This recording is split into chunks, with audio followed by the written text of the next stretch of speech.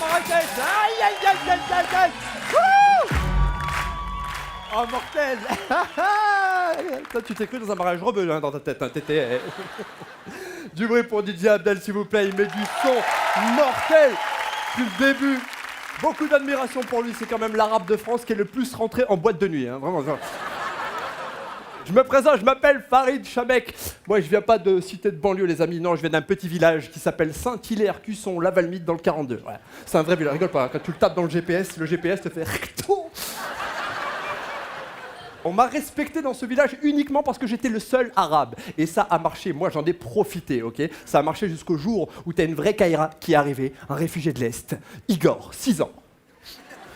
Les chaussettes du 46, il avait une moustache. Son truc à lui, c'était de racketter les gens. Il rackettait les habits des gens. Hein. Et un jour, t'as la plus belle fille de l'école qui vient me voir, qui me dit « Mais putain, Farid, défends-nous, t'es un bad boys. Il m'a volé mon pull, il a même essayé de m'embrasser. » Je dis « Ah ouais, toi aussi ?» Mais j'y vais, tu vois. Les amis, ne faites jamais ça, parce que l'école a découvert 3 choses ce jour-là. 1, que j'étais pas une Kaira. 2, que je savais pas me battre. 3, que ma mère me mettait des collants sous mes jeans en hiver. J'étais pas maître de ma garde-robe à l'époque. Et du coup, je suis devenu une victime. Tu sais, le genre de mec à qui tu voles son goûter dans la cour de récréation. Et ça m'arrivait tous les jours. Alors bien sûr, j'allais me plaindre au prof, tu vois, mais quand j'y allais, je me sentais comme une merde, un sous-être. Je sais pas, tu vois Gollum dans Le Seigneur des Anneaux? J'allais voir le prof comme Gollum, tu sais, je suis là... Maître, ils me l'ont volé.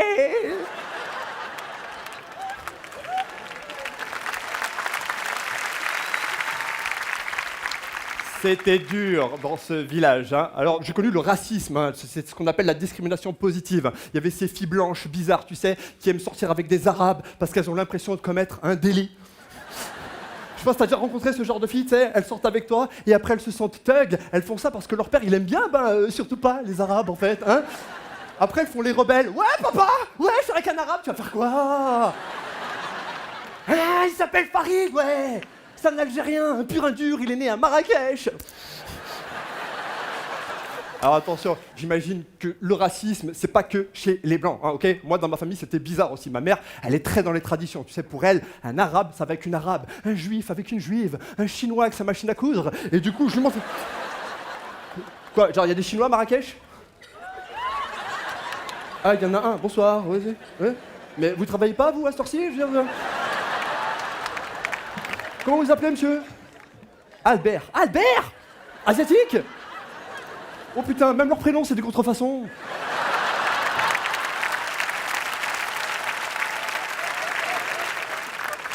Alors, c'était dur, d'autant plus que je suis l'aîné de ma famille, ok? Quand t'es l'aîné, t'as un peu le croquis, le brouillon, tes frères et sœurs, ok? T'es la Golf 1 de tes frères et sœurs, hein? Moi, quand je suis né, mon père m'a pris, il m'a regardé, il a dit c'est tout. C'est-à-dire, il est fini, là. Et là, t'as le médecin qui vient voir, qui dit « Alors, monsieur Chamek, qu'est-ce qu'on dit ?» Tant pis. J'ai été élevé à la dure, moi, par un père algérien, ok? Il avait des règles très strictes. On regarde pas de film le soir. Lui, c'était 20h30 au lit. Hein. Alors, quand il était bien luné, il me disait « Bon, tu peux regarder un film, mais à la pub, tu vas te coucher. » À la pub, tu vas te coucher. Jusqu'à mes 18 ans, j'ai vu que des moitiés de films. Toi, t'as vu La Vérité si je mens, moi, j'ai vu La Vérité. Moi, je petit déjeuner avec des merguez. Vous savez, des merguez? C'est le pudding du boucher. On y fout tout et n'importe quoi à l'intérieur. Je te jure, une fois, j'en ai croqué une, il y avait une gourmette écrit Loubna dessus. C'est pour ça qu'on avait des chicots éclatés, hein? J'ai un frère, il avait des chicots tellement éclatés, quand il mettait un chewing-gum dans sa bouche, le chewing-gum était en enfer. Ah, ça brûle! Un jour, il a perdu une dent. Et je lui ai expliqué le concept de la petite souris. Tu sais, tu mets une dent sous ton oreiller et le lendemain, t'as de l'argent. Le matin, il est arrivé, il a soulevé l'oreiller, la dent est toujours là, avec la souris morte à côté.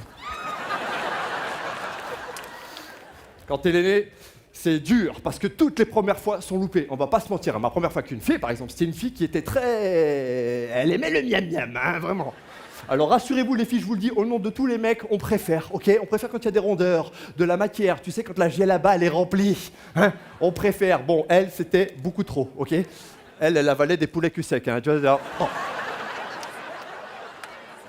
Elle est venue me voir, elle a voulu me rassurer. Elle m'a dit, bon, Farid, je sais que pour toi, c'est la première fois. Enfin, elle a dit, Farid, je sais que pour toi, c'est la première fois. Parce qu'elle était en train de manger, ouais. Elle m'a dit, si tu veux, on fait à ma façon. Je lui dis, ouais, bien sûr. Elle m'a dit, je viens sur toi. Je suis, oh, Starfallah! Mais c'est pas une possession, c'est une tentative de meurtre. C'était pas une tentative de meurtre, c'était une anesthésie, tu sais, quand tu t'endors trop longtemps sur ton bras, tu sais, à un moment tu le sens plus. Comme ça sur tout le corps, je te jure, le matin je marchais comme ça. Mais elle était mignonne, tu sais, elle voulait faire comme toutes ces filles le matin, mettre mes habits. Elle mettait ma housse de couette, hein, bien sûr. Hein,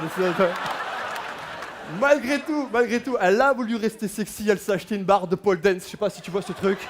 Tu danses de manière sensuelle autour. À chaque fois que je la voyais faire, on aurait dit une viande de kebab qui tourne à bien.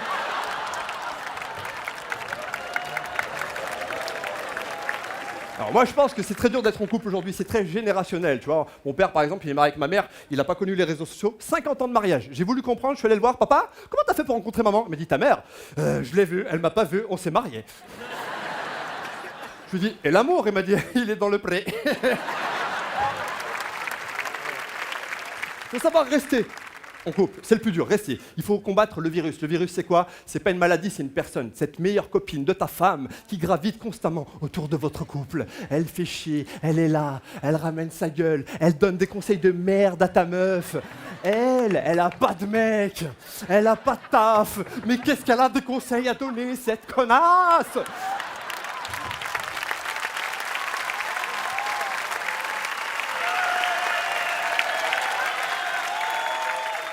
C'est une connasse que vous avez toutes les filles dans votre entourage. Toutes. Vous l'avez ou pas en tête, votre connasse? Oui, non, parce que si vous l'avez pas, c'est que la connasse, c'est vous.